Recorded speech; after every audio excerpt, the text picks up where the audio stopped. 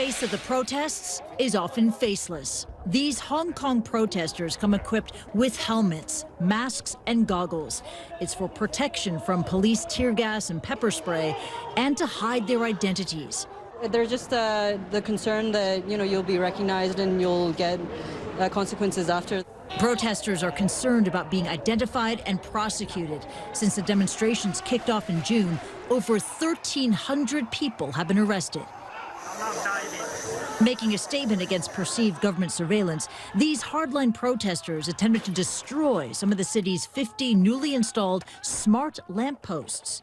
Hong Kong's technology chief calls the vandalism a dark day for innovation. They were driven with a misunderstanding that the lampposts will probably do some unwanted surveillance functions, which is just absolutely not true. They do not infringe upon any personal privacy. In fact, every function on the smart lamppost was done, planned, designed in an open and transparent manner. We have fully complied with the privacy ordinance, but apparently that's not enough. The Hong Kong government says the smart lampposts, outfitted with cameras and sensors, are intended to track data like air quality and traffic flow. It adds that the posts are not equipped with facial recognition software, like in China, and the data collected will not be sent to any third parties. Raw data, the authorities say, is instantly deleted. But critics are not convinced. When we don't have enough trust in the government, who can guarantee and who would believe that the government isn't sharing those data with other law enforcement agencies or even with China?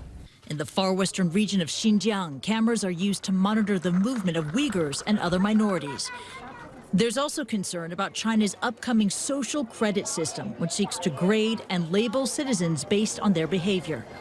China may operate under a legal system separate from Hong Kong, but protesters believe the smart lampposts represent the beginning of Hong Kong's own surveillance state.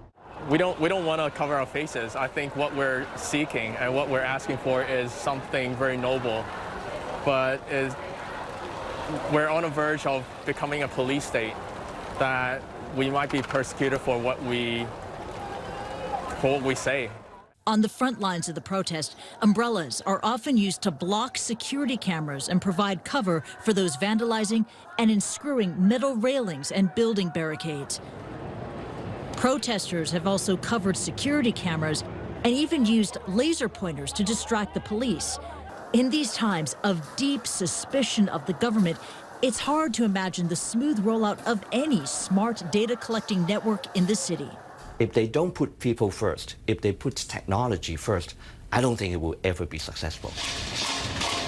The government plans to install 400 of the lampposts in 4 urban districts, starting with the first 50 in this neighborhood. The scene of a chaotic battle against the government and against technology. Kristie Lu Stout, CNN, Hong Kong.